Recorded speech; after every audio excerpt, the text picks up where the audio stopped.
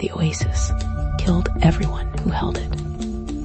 The Taklamakan Desert, a sea of sand stretching across western China, a place of scorching heat, shifting dunes, and untold secrets swallowed by the relentless sands of time. Our story begins in 1905, a period when European powers were scrambling to chart and exploit the unknown corners of the world.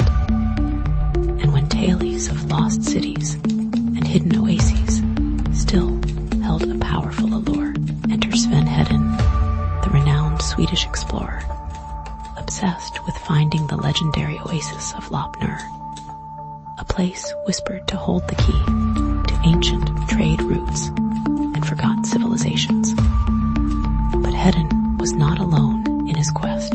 He relied heavily on local guides, men intimately familiar with the desert's treacherous beauty and deadly whims. One such guide was Islam Akun, a seasoned caravan scout whose life was about to take a decidedly sinister turn. Islam Akun was no wide-eyed romantic. He was a pragmatist, hardened by years of battling the elements. He knew the desert's dangers intimately. The sudden sandstorms that could bury you alive, the mirages that could drive you mad, the ever-present threat of bandits and starvation. One day, returning from a scouting mission, Islam stumbled upon something extraordinary.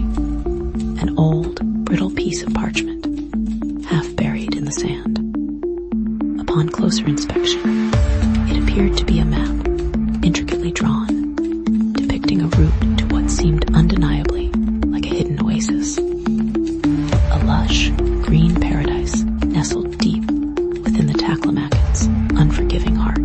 This was no ordinary map. It predated all known maps of the region, hinting at knowledge lost to time. But, as Islam would soon discover, some knowledge is best left buried. The map whispered promises of untold riches, but it also carried a deadly curse. News of the map quickly reached Sven Hedin, who became consumed by the prospect of finally locating Lopnur. He offered Islam a considerable sum, an amount that could secure his family's future for generations. In exchange for guiding him to the oasis, Islam, initially hesitant, succumbed to the lure of wealth and the explorer's unwavering determination. The expedition set out, a caravan of camels laden with supplies, led by Islam, and fueled by Hedin's insatiable thirst for discovery. The journey was arduous, pushing men and animals to their limits. The map, however, proved remarkably accurate, leading them through treacherous canyons and across seemingly endless dunes. But a sense of unease began to settle over the group. Small accidents started to occur. A camel falling lame, a sudden illness striking one of the porters, and whispers of bad omens circulated amongst the crew. Then, the whispers turned to screams. One sweltering afternoon, Islam Akun was found dead, his body lying face down in the sand. The official cause of death was heat stroke, but some of the caravan members whispered of foul play. Hedin, though saddened by the loss of his guide, remained focused on the oasis. He hired another local, a man named Musa, to take Islam's place.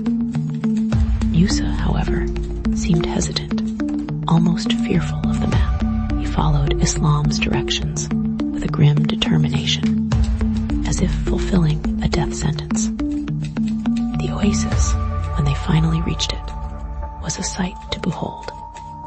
A vibrant tapestry of green, teeming with life. A stark contrast to the desolate landscape surrounding it. But the joy of discovery was short-lived. Within days of reaching the oasis, Musa also perished. This time, the cause of death was even more mysterious. A sudden, inexplicable fever that swept through his body in in a matter of hours. Panic gripped the expedition. The crew, convinced that the oasis was cursed, demanded to turn back. Hedin, however, refused to abandon his quest.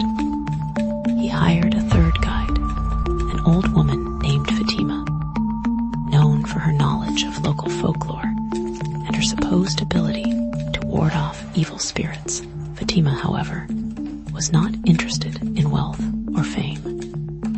She agreed to help only if Hedin promised to destroy the map once they had charted the oasis. The expedition continued, but the atmosphere was thick with dread.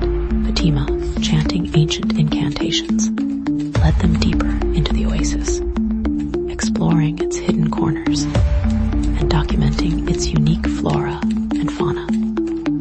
But the curse, it seemed, was relentless. One morning, Fatima was found dead, her body lying near a sacred spring, a look of terror frozen on her face. The map, now stained with the blood of 3 guides, had claimed its final victim. Hedin, finally realizing the deadly nature of his obsession, ordered the expedition to return to civilization. The map, deemed too dangerous to keep, was buried deep within the sands of the Taklamakan, its secrets left to the desert winds. The oasis of Lop Nur was mapped and charted, but at a terrible price.